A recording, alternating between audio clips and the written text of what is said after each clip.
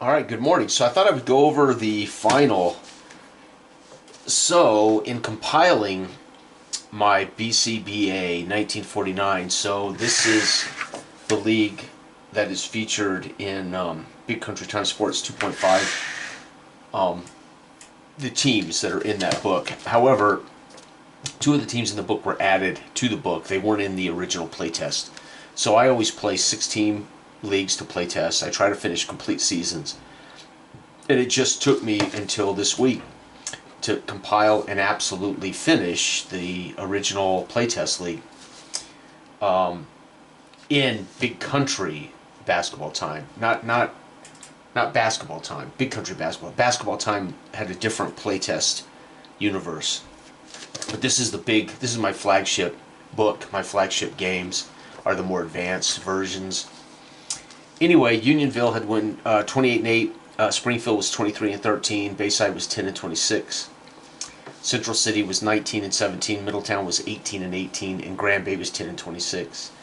The top offense was Unionville, scoring 84 points per game, basically 7 points per segment.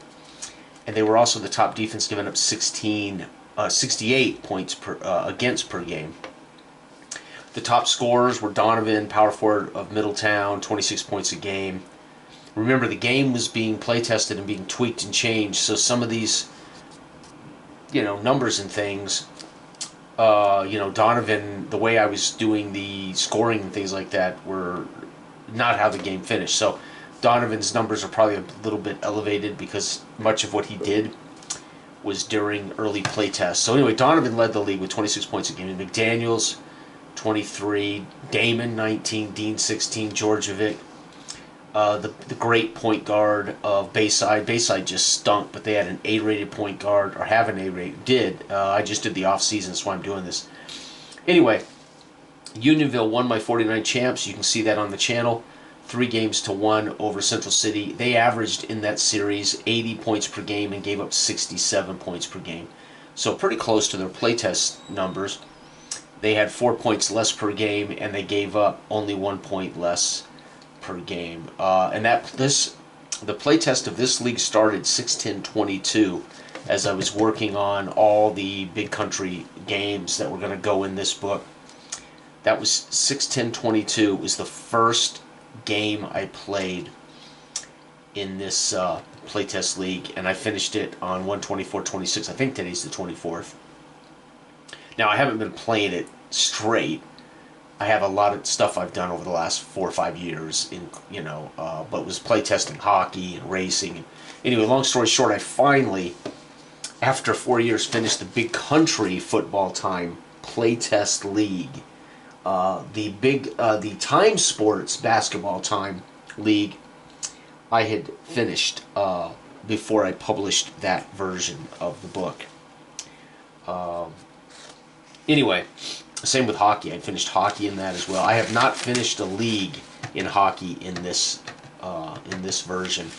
I play tested enough to know I was happy with the hockey game. I just haven't finished it. Anyway, so I did the off season. I wrapped up. Let's go through the off season real quick. So just so you know, I start with the top team, and I do their off-season first. And the off-season is pretty simple. You roll for every player to see if they retire, if they become free agents, or if they go up or down. This team saw Lumen, their power forward, retire. So Unionville, the champions, lost their power forward, and Walters left as a free agent. He ultimately joined Springfield later in May. So Walters leaves the champions and joins the arch rival in this division, Springfield. They maintained Yachty. He did improve, though. So off the bench, they've got a guard who's a C now. And rookies, Cole and a forward rookie and a center rookie, Benson, both are a DNF, and they are both rookies. Their salary last year was 14. It's 14 again this year. Coach didn't change. Arena didn't change. They basically just had a power forward retire. They promoted their power forward that was on the bench and rolled his changes. He's an F+. So they lost a C+ power forward and replaced him with an F+. So it's a big drop for them. they also moved up their center, who improved to a C, their bench center, and drafted, of course, a forward and a center. So that's Unionville. Next, I did Central City, as they were the runner-ups. They kept their coach. Rawlings improved to a B. Cooper, let's see here, Hanks. Their star power forward, Hanks, became a free agent. He joined the worst team in the league, Bayside. So when the free agents go out, what happens is when I finish doing all the teams all the way to the worst team and all the free agents are on the market, then I start and I move backward, back all the way up to Unionville, and they get the right to first refusal to sign a free agent. So they did. They signed both Storms from Grand Bay, and they signed well, what is it? Andrews? No, where's he at? Storm, sorry. They signed Hanks, excuse me. They cut Andrews after I did the off-season, and they signed Hanks, and then they signed Storms to replace the free agent Benson. And then, going back up the charts, Benson joined... so, how do I explain this? So the first thing I do is process all the starting players and see if anybody retires or becomes a free agent. And when I say a process, you have to roll to see if what happens to these players. Once I'm here, I then go to the bench and I'll move guys up to replace holes, and they get then the roll to see how they change. So Andrews was an F. He comes up, and then I roll his chart roll the chart to see if he improves or gets worse or whatever, right? And then I just create 2 rookies. They have to be D's or F's to fall under the cap. So I just make a D or an F depending on how I think this team would want to groom the next player. So I gave them an F forward, as they would want to groom a forward to replace Anders. So that's kind of how I do it. But I do that for every team. Then once I finish all the teams, then I say, what would Bayside do with Andrews? Well, he would sign Hanks off the free agent market, and they would cut Andrews, and they would sign Storms, replacing Benson, who had left, right? And then, of course, I left their bench alone. They're at 13 salary. And then I go to Grand Bay, and I say, well, Grand Bay would definitely cut McFarland and replace him with the guy that they lost, Benson. And then, of course, it says here, I make the note that Storms joined Bayside. And then, of course, I create the rookies that I need to create for this team if I moved guys up. The first thing you have to do is elevate players off the bench, and then you get to roll their changes. But you have to elevate them first, then roll to see if they get better or worse. Then you can create rookies, right? Middletown, let's see here. Middletown saw Weber become a free agent. Nobody signed Weber. And Meeker retired, their center. And they, of course, acquired 2 rookies on the bench. Their salary went up. Everybody's salary, the worst team's salaries went up. The best team stayed at 14. Springfield, this team was the second best team in the league record-wise, but they got swept in the playoffs. They saw Patterson retire. That was their center. And they acquired Walters, the center from Unionville. And again, no new rookies. This team just kept its bench intact. Salary stays at 13, I think. Central City, who was fighting for the championship and got ultimately lost 3 games to 1, saw Rawlings improve. Their point guard, who was fantastic in the playoffs, he went up. Damon actually went down a letter grade. There's the league's 3rd best scorer. They acquired Simmons. I think they acquired... No, Simmons came up. Remember, they had Simmons was one of the highest rated forwards. He came up and improved to a B, which is incredible. He was a C+, he improved to a B. And then Everett replaced their center who retired. And Everett came up from down here, and I rolled him. He ended up getting a plus. He became an F+. So he improved, and he earned a plus. And then, of course, I created 2 rookies. And Smith, their guard on the bench, improved to a plus. So their bench has improved, and their starters have improved. They're a 14 now. They were a 12. So their overall salary / power rating improved 2 whole points. So Central City, we'll see how they go. And then again, I already talked about Bayside. Their power forward retired. Their center joined Springfield. And we drafted 2 rookies. And Anders is going to be a huge drop-off. They were BBB, and now they're BBF+. So that those mid-sized guys, the shooting guard, small forward, and power forward were all Bs. Now they're BBF plus. So, but Bartlett improved their point guard. So Unionville may or may not repeat as champs, but all the teams improved, which is very, very cool. And that's, you know, how that's done. So I did that. I was going to record this, and I thought, it's just it'll take too long. So anyway, yeah, in going back through my records and compiling all the data so I could do this playoff, and the dates, 6/10/22 was when I started the play testing of my advanced big country basketball. And of course, it changed a lot before I published this book in 24. I think I published this in 24. Big Country Time Sports. A Big Country Time Sports book. Not this exact book, but the first version. And then as I polished and fixed typos and tweaked the charts a little bit, this book, there's now a fourth edition book, has all the updated versions of these games. However, I finished my playoffs using this version just because it's handy, and it's you know, it's fine. It's just got typos and things that had to be fixed and a couple of tweaks. But anyway, I thought I would share that with those who are interested in Big Country Time basketball.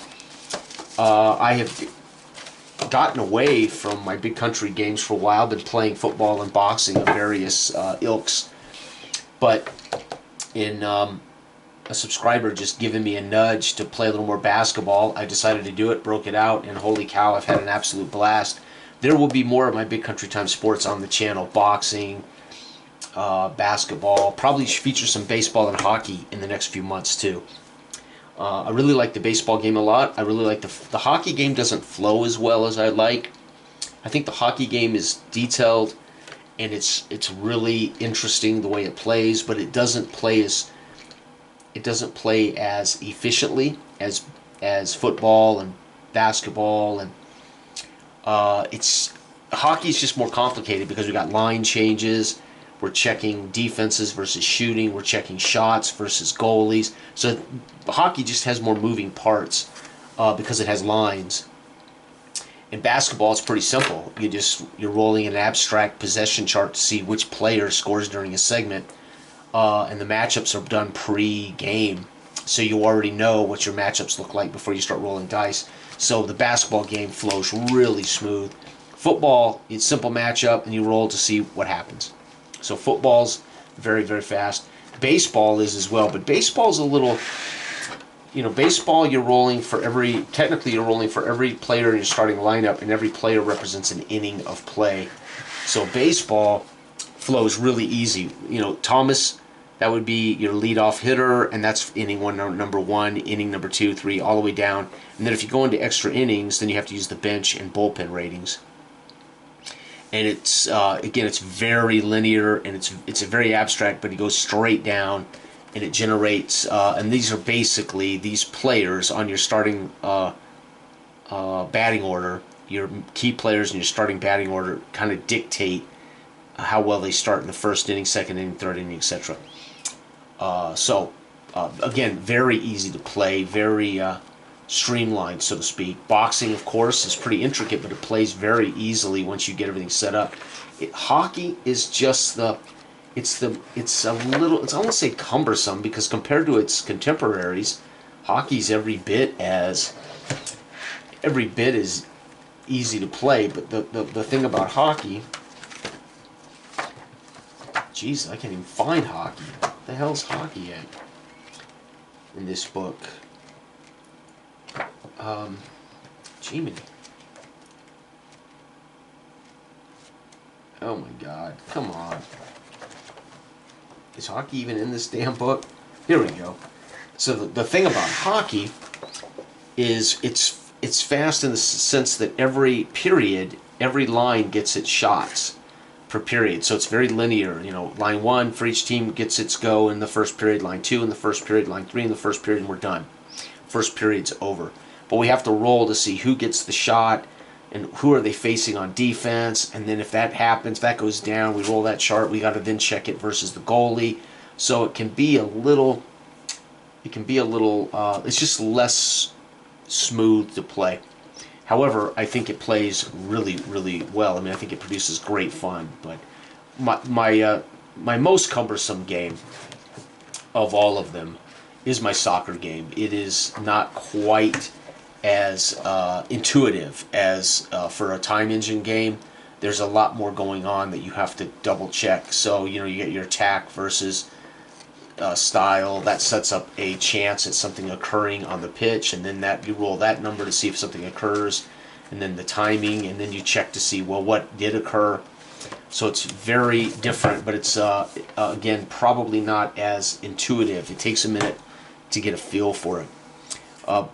Baseball, I would say basketball is probably the most intuitive and the fastest game. Outside of football, which is you roll for possession, it's pretty simple. You're going to roll a total of 8 times. Let's see here, no. You're going to roll a total of 16 times for a football game. You're going to roll a total of 24 times for the basketball game. And you're going to roll a total, like boxing could be who knows how much. You can have a knockout in the first round. So hockey, you're going to roll, let's see, 3, 6 times, about 18 times per game. Baseball, you're going to roll 18 times per game. So, you know, I'm a big proponent of not asking people to roll hundreds of times, and don't have people roll where nothing is learned. I mean, I hate wasted rolls. You just roll and nothing happens. So my goal is to try to keep all my games where you can play them in about 10 minutes, 8 to 10 minutes, and you might make a maximum of 20 rolls. Versus some, I hate to say it, like some tabletop football games, you're talking about rolling the dice 150, 200 times in 2 hours. There are some basketball games, holy Christ, where you're picking up the dice and rolling the dice, you know, 200 or 300 times. That's just nuts to me. It's like, if you stop to think about what you're doing, you wouldn't do it anymore. You would stop and say, why am I rolling 300 times to simulate a game of basketball? It's asinine. But I just don't think people stop to see how much of what they're doing is repetitive action that, you know, okay, it's a bucket, that's a rebound, that's a bucket, who gets the rebound? I mean, holy cow, I don't know why people would want to play a game like that and roll the dice, or a group of dice, you know, 200, 300 times in 2 hours. I don't, that is, in my opinion, that's poor. It's poor, it's a poor waste of your time. And I would argue it's not fun. And then third, I would argue it is the most inefficient way to ask people to engage, which is why I talk about abstraction. You know, there are varying degrees of abstraction. The more abstract, the faster we can generate results to complete a game. Obviously, though, the greater that abstraction, the less details we have, down per down, or possession per possession, or whatever, right? Or punch per punch. But I think there's a fine line in abstraction, efficiency, and not asking people just to waste time not constantly rolling dice, especially if your results don't give you an answer per roll. I hate null results where I roll the dice and it's just a lull in the action, or it doesn't give us anything that's narratively or abstractly moving time forward, right? Not good game design. All right, everybody, have a fantastic weekend. Bye-bye.